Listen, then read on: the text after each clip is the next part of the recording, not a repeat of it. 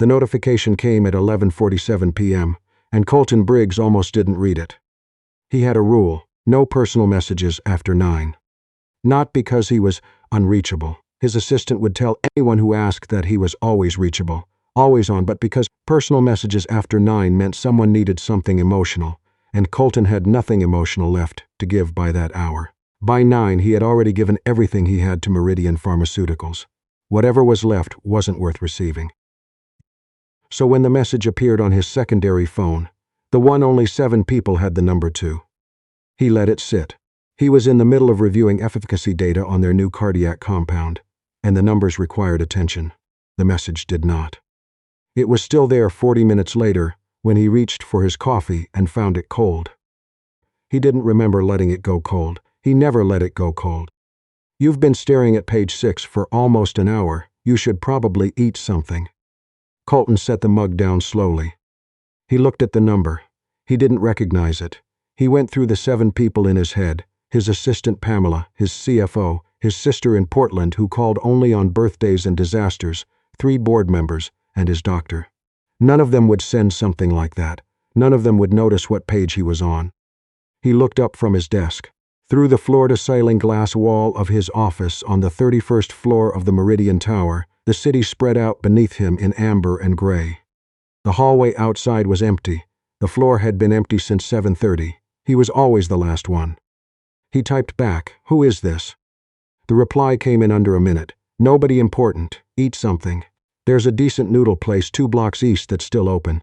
The tonkotsu is good." He stared at the screen. Then he walked to his window and looked east. He couldn't see a noodle place from 31 floors up. He wasn't sure why he looked. He did not eat the noodles. He went back to page 6. But he thought about the message for the rest of the night. Colton had built Meridian from a regional distributor into a national pharmaceutical company in 11 years. The profile pieces called him a visionary. The internal memos called him demanding. His employees, when they thought he couldn't hear them, called him the glacier, slow to move, impossible to stop, and cold all the way through. He didn't mind the nickname. Cold was efficient. Cold didn't waste time on sentiment. Sentiment was what had derailed his father's company, his father's marriage, his father's health. Colton had studied every one of those failures with the precision of a case study and made himself into the opposite. He was 39 years old. He had not taken a vacation in 4 years. He ate 2 meals a day when he remembered. He slept less than he should and more than he admitted. He was, by every measurable standard, successful. He was also, by the same standards, unreachable. His assistant Pamela had learned after 3 weeks not to say good morning with any expectation of a response. His CFO, a sharp man named Garrison, who had worked with him for 6 years, had learned to lead every meeting with numbers and skip the pleasantries entirely. The building's night security guard, a quiet older man who worked the lobby desk, was the only person in the Meridian Tower who managed a nod from Colton most evenings. The guard never tried for more than that. Colton respected him for it. The lobby of the Meridian building had a small reception desk near the bank of elevators. It was staffed during business hours by a rotating set of assistants who managed visitor check-ins, deliveries, and the particular chaos of a 30-floor building's front door. Colton rarely noticed them. He came in through the executive entrance most mornings and left through the same door most nights. It was a Tuesday in February, 3 days before the mysterious message, that he first actually saw her. He had come down to the lobby at 6 in the evening to meet a courier. Something sensitive that Pamela insisted required his personal signature, and the woman at the reception desk was in the middle of a phone call that she clearly wished she weren't on. She had one hand pressed to her ear, one hand typing, and a focused expression that managed to be both professional and quietly exhausted at once. She was young, mid-20s maybe, dark hair pulled back, a gray blazer that was slightly too large for her at the shoulders. She caught his eye for exactly half a second, held up one finger to indicate she'd be with him shortly, and went back to her call. He waited. He did not like waiting. But she was efficient. She wrapped the call in under 2 minutes, confirmed the courier's arrival in the system, had him sign in under 90 seconds, and thanked him in a voice that was professionally warm without being performative. She looked like someone who had practiced being pleasant under difficult circumstances and had gotten quite good at it. He left without speaking to her directly. He learned her name 2 days later, not because he asked, but because Pamela mentioned in passing that the evening reception staff had been reshuffled. "The new one on the 5 to 9 shift is quite good," Pamela said. "Her name is Josephine. Joe, she goes by." Colton filed the information away without meaning to. Joe. The second message came 4 days after the first. He was in the office again. It was past midnight. It was always past midnight, and the secondary phone buzzed against his desk. Still on the same compound analysis, or is this something new? He picked up the phone. He stared. "You don't know what I'm working on," he typed. "No," came the reply, "but you've got that look." "What look?" "The one where you're going to be there until 2, and then tell yourself it was productive." He set the phone down. He picked it up again. "How are you doing this?" No response for 3 minutes. Then, "Eat something, I'm serious." He didn't eat, but he left the office at 1 instead of 2:30. He couldn't have explained why. He told himself it was because the compound data wasn't going anywhere, and he needed a clear head. He did not acknowledge the message as a factor. He was on the elevator when he saw her. She was in the lobby, pulling on her coat with one hand and holding a paper bag in the other. She startled when the elevator doors opened, clearly not expecting anyone at this hour, and looked at him with wide, briefly unguarded eyes. "Mr. Briggs," she said, professionally composed in under a second. "Joe," he said because it was the only name he had.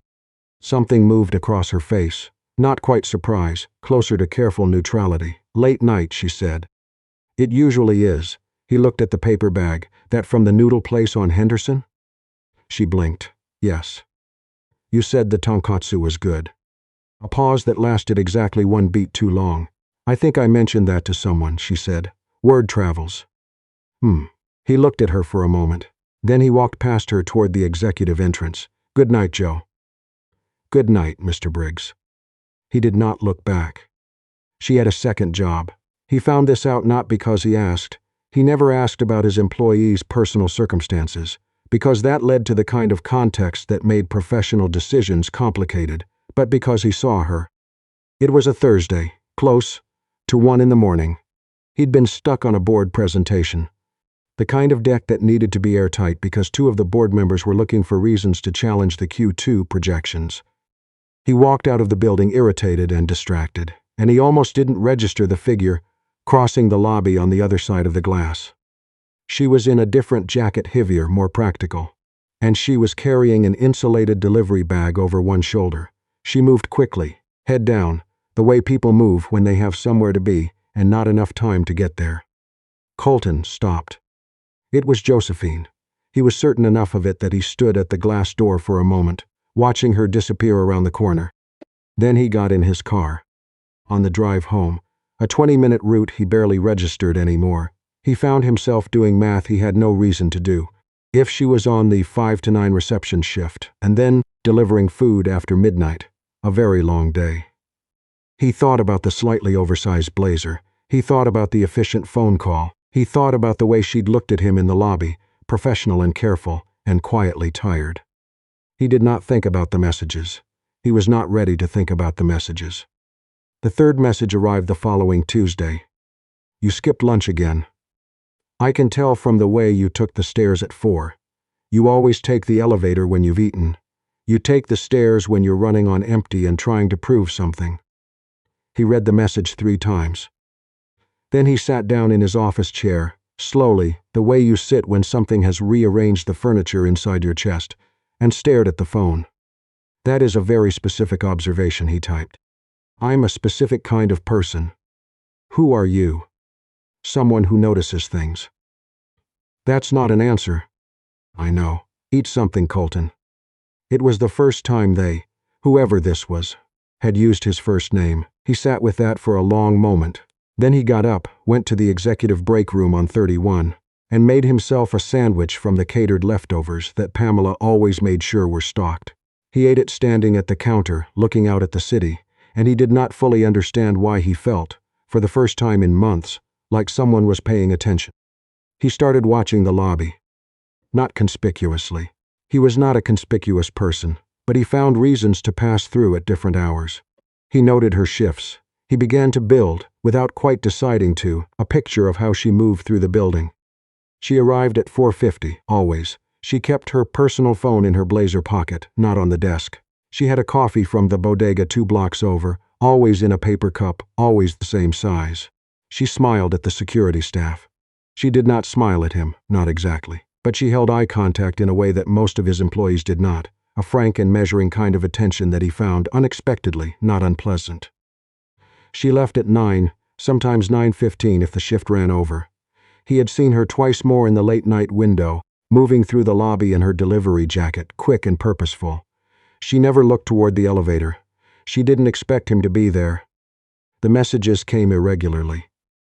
Not every night, not on a schedule. That was the thing about them that unsettled him most. They didn't feel automated, they felt observed. Whoever was sending them knew when he was there and when he wasn't, knew what he'd eaten or hadn't, knew the particular rhythms of his late nights. You've been in the building for 16 hours. Go home. The Henderson Street lights are faster if you go left out of the parking structure, by the way. You look like you're carrying the whole building on your back tonight. Whatever it is, it'll still be there tomorrow. That last one arrived on a night that had been genuinely terrible. A supplier contract had fallen through, a key researcher had handed in her resignation, and Colton had spent 3 hours on the phone managing the fallout while simultaneously rewriting 2 sections of the board deck. He'd been sitting in his office at 11:15 feeling, for the first time in a long time, something close to worn down. He'd read the message and sat with it longer than he meant to. "How do you know what I look like tonight?" he'd typed. "I passed by earlier, you didn't see me. I see everything in this building. You missed your coffee this morning. You also held the elevator for Howard from accounting, which I didn't expect." Colton almost smiled. Almost. Howard is 63 and has bad knees. "I know. I didn't expect you to." He put the phone down. He looked at his office door, open as always, the hallway beyond it dim and quiet. The building at midnight, his building technically, he owned a substantial estate called to quit that. 30 floors of pharmaceutical work, and ambition, and fluorescent lighting. And somewhere in it, or near it, someone who noticed that he held elevators for 63-year-old men with bad knees. He thought about that for a long time. The piece he hadn't let himself think about came back to him on a Thursday. He had been 12 years old the summer the family business started failing. His father, a man who had built a modest but real medical supply company out of nothing, had believed too long in handshake deals and personal loyalty. 2 partners had walked away with 1/3 of the company's assets. A distribution contract had dissolved, and Colton's father, rather than adapting, had turned inward, quieter at dinner, later to come home, shorter in the few words he did say. The one person who had stayed steady through that year was a girl from the neighborhood. Not a friend, exactly. More of a presence. She lived 3 houses down and had a habit of sitting on their front porch when the light was good, reading, not requiring conversation. Sometimes she'd leave things, a bowl of something her mother had made, a note with a book recommendation, once a handwritten list of things that had gone right that week, tucked under the door without explanation.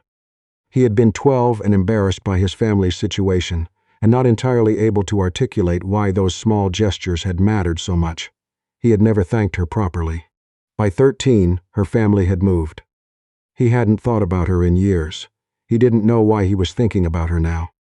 He picked up the phone. "Why are you doing this?" he typed. The reply took longer than usual. "Because someone did it for me once, and I didn't know how much it mattered until it was gone." He read that 3 times.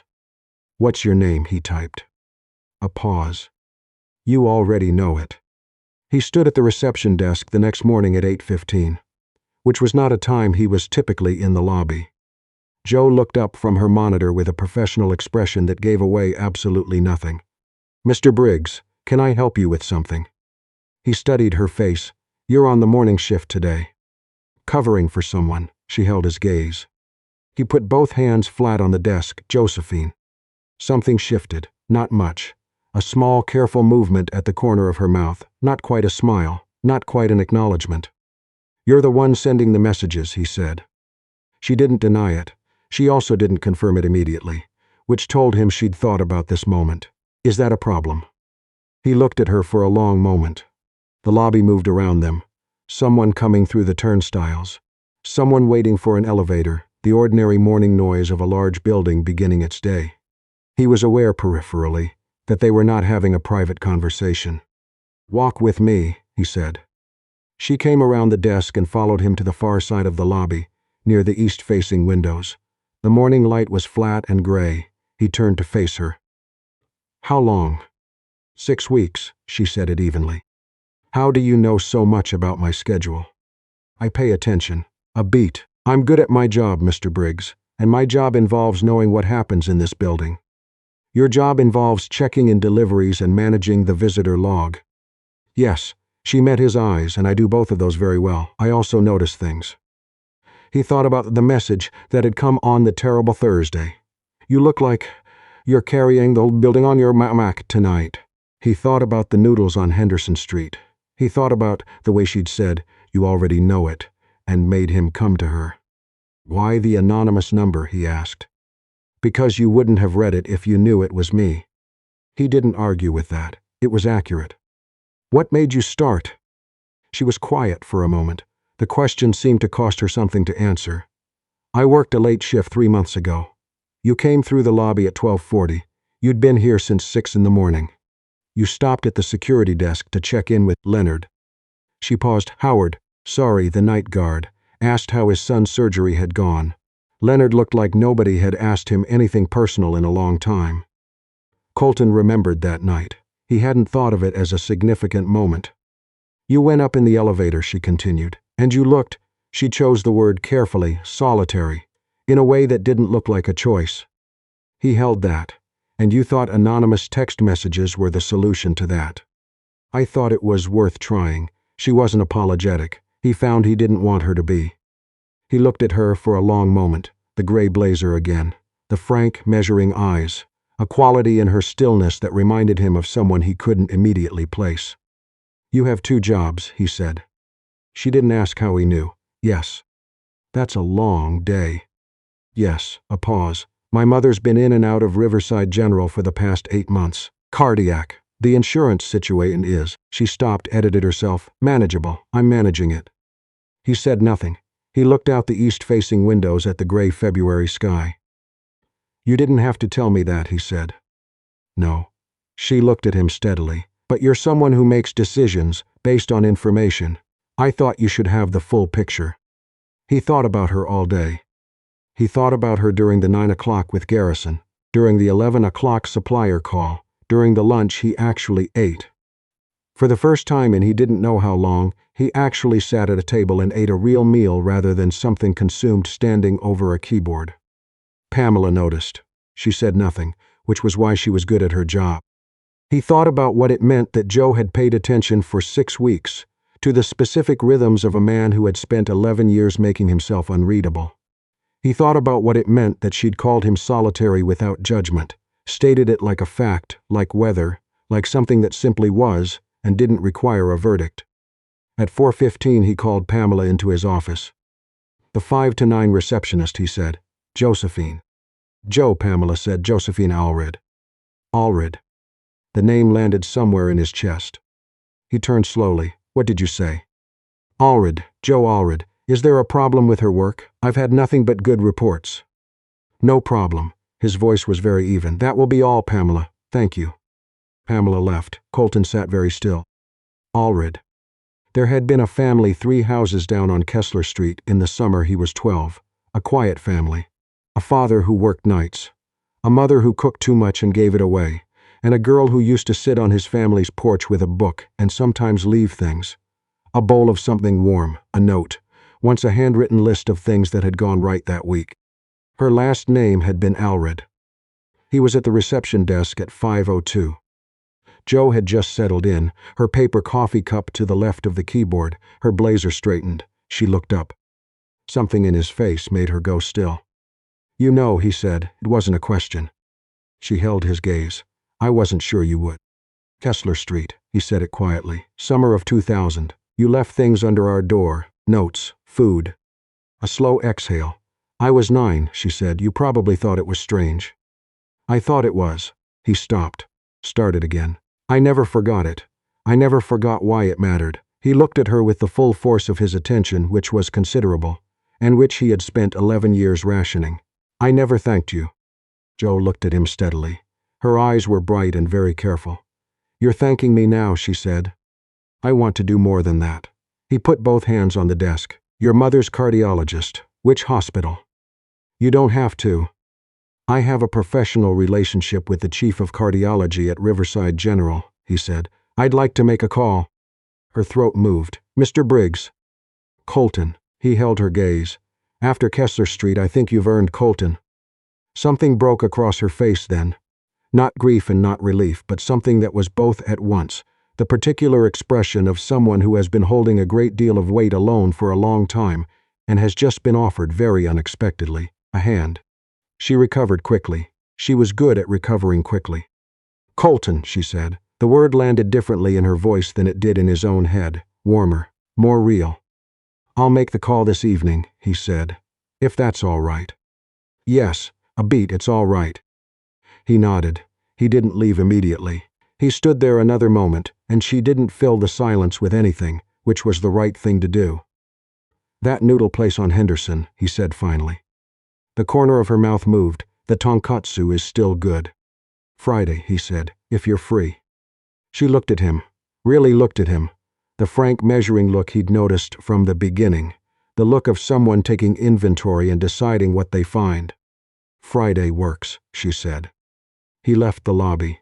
On the elevator ride up, he became aware, dimly, that something had shifted in the building's weather. Not the building outside, but the one he carried around inside himself, the one that had been cold and sealed off and running at capacity for 11 years. Something in its climate had changed. Something had found a crack in the glass and let a thin line of warmth through. He did not know what to do with that. He was not practiced at warmth. But he thought, riding up to 31, about a 9-year-old girl who had left food under a door without signing her name, and a 12-year-old boy who had never thanked her, and the particular mystery of how 30 years and 30 floors and 6 weeks of anonymous text messages could bend 2 lives back toward each other. He sat down at his desk. The compound data was still open on his screen, page 6 where it always seemed to be. He looked at his phone. He opened the message thread. "I know who you are," he typed. Her reply came in 40 seconds. "I know," she wrote. "I was waiting for you to catch up." He sat back in his chair. Outside, the city stretched away in all directions, lit up and moving, indifferent to any particular life within it. The building was quiet. He had been the last one on this floor for so long that he had stopped noticing how quiet it was. Tonight, he noticed. And it was different. "I keep thinking about the moment Colton stood at that reception desk. Not the powerful one, not the CEO with the 31st floor and the board decks, just a man who finally recognized the girl who once left food under his door without signing her name. 30 years. That's how long it took for that kindness to find its way back to him. And what strikes me most is that Joe never stopped being that person. She grew up, she got tired, she worked 2 jobs and managed a medical crisis mostly alone, and she still looked at a man who barely acknowledged her existence and thought, someone should make sure he eats. That's something I've been sitting with, the way integrity doesn't announce itself. Joe didn't leave those messages because she expected anything back. She did it because it was the right thing to do, the same way she'd done the right thing at 9 years old on Kessler Street. That kind of character, the kind that holds even when no one's watching, even when you're exhausted, even when the person you're looking out for would walk past you in a hallway without blinking. That's not a habit. That's who you are at the bone. And then there's what she brought to it beyond the goodness of it. She was smart about it. She didn't show up at his office with a speech. She used what she knew, her powers of observation, her understanding of how he moved through the world, to reach him in the only way he'd actually receive it. She knew he'd dismiss anything too obvious, so she made it precise. She made it undeniable. That's not just kindness. That's clarity of mind applied to caring for someone. I think about how rarely we combine those two things, the willingness to help and the intelligence to help well. And the persistence. 6 weeks of messages she couldn't be sure he was taking seriously. 6 weeks of not knowing if it was doing anything. She kept going anyway. She had her own problems, her mother, the bills, the double shifts, and she kept going anyway. There's something in that I want to hold on to. The idea that you can be depleted and still show up. That resilience isn't a feeling. It's a decision you make on the days when the feeling isn't there. Colton's side of it is its own kind of story. He'd spent 11 years building walls he called efficiency. And what finally got through wasn't a grand gesture or a confrontation. It was someone noticing he took the stairs when he hadn't eaten. It was someone caring about the small things before he cared about them himself. What we do to others has a way of returning to us, not because the universe keeps score, but because the people we touch go on living their lives and carrying what we gave them. Jo carried what a 12-year-old boy's household had unknowingly given her.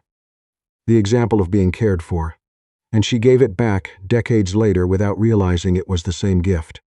I don't know that Colton deserved it. I'm not sure deserving is really the point. The point is that Jo chose it. And that choice changed both of them.